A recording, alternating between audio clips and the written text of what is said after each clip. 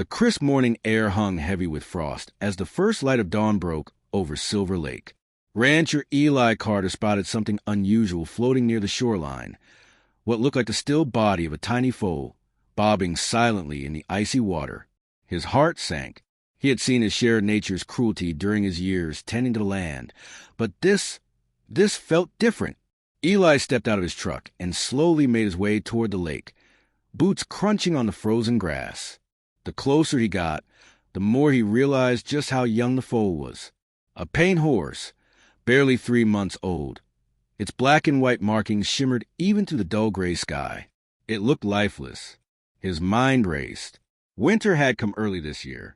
Food was scarce, and the cold had already taken too many animals. But seeing a baby horse like this, alone, helpless, it was heartbreaking. Still, Eli didn't hesitate. He rolled up his sleeves and waded into the freezing water, shivering as the icy chill soaked through jeans. "Poor little guy," he whispered, breath forming clouds in the frigid air. "I'll make sure you're not forgotten." As he reached out to lift the small body from the water, something unexpected happened. He felt it, a faint pulse beneath his fingers. His breath caught. Impossible. He leaned in, eyes wide, hands trembling. There was again. Faint, weak, but real. This wasn't a corpse. It was a fighter clinging to life by a thread.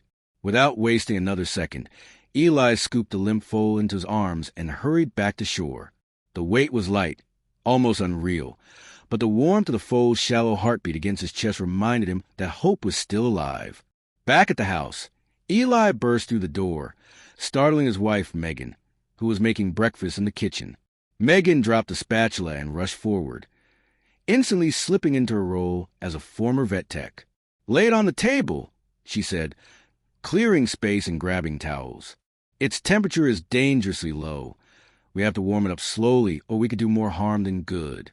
Together, they worked tirelessly, drying the foal, wrapping it in blankets, and placing it near the fireplace.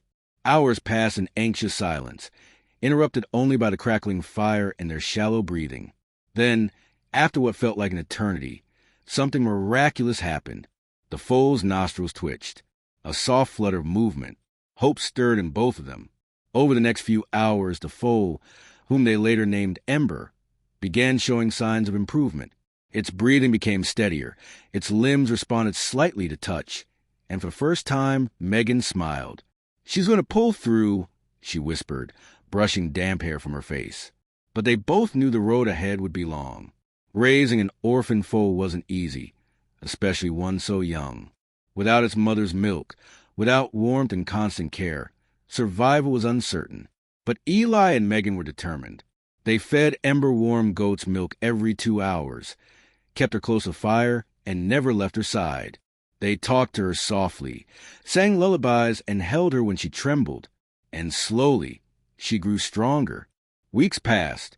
Ember transformed from a fragile, nearly lifeless foal into a curious, playful colt with eyes full of wonder.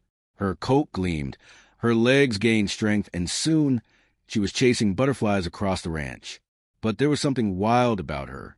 She wasn't like the domestic horses on the property. She had spirit, instinct, a natural wariness that reminded Eli she was born free. One day, while trying to lead her into the barn, she reared up and pulled away, her eyes flashing with defiance. Megan watched quietly, then said, "She's not meant for fences, Eli. She's a Mustang." The truth settled heavily between them. That night, they learned from the local vet that Ember's mother had likely been part of a herd scattered during a storm weeks ago. And worse, the Bureau of Land Management was planning a roundup soon. Any wild horses found on public land would be captured and sent to holding facilities. Eli couldn't bear the thought. To save Ember's life once was miracle enough, but to cage her now, that would be a fate worse than death.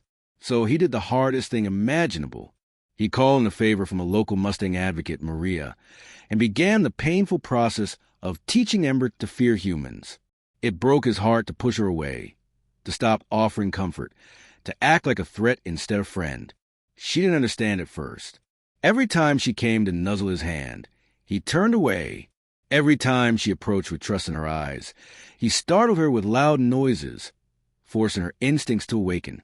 By the end of it, Ember no longer followed him. She stood at a distance, watching with caution, ears alert, muscles coiled. She was ready.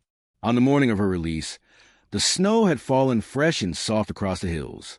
Eli stood at the gate, trembling as he opened it for the last time. Maria stood nearby, ready to guide Ember toward the distant ridges where wild herds roamed. Sarah, Megan, and the vet watched from the porch, silent tears streaming down their faces. Ember hesitated at the threshold, looking back at Eli with something unreadable in her eyes. Then, with a final glance, she stepped forward. She trotted, then cantered, then broke into a powerful gallop across the open field, her hooves pounding against the earth like thunder. In the distance, a small herd appeared on the ridge. 3 Maras and a young colt. They paused, watching. Then one of the Maras stepped forward and called out. Ember answered, and just like that, she was home. Days later, the BLM arrived for the roundup. They found no trace of Ember.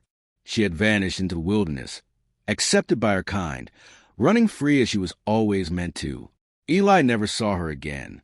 But sometimes, on quiet nights, when the wind carried just right, he swore he heard the sound of hoofbeats echoing across the hills.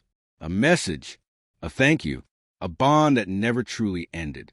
What would you do if you had to choose between keeping someone you love safe and giving them the freedom they need to truly live? If this story moved your heart, please subscribe to our channel for more incredible tales of courage, sacrifice, and the unbreakable bonds between humans and animals. Leave a like if Eli's journey inspired you, and share this story with someone who needs to remember that sometimes the hardest choices lead to the most beautiful outcomes. Let us know in the comments. What's the bravest act of love you've ever witnessed? And remember, true love doesn't mean holding on. It means having the courage to let go when freedom matters more than comfort.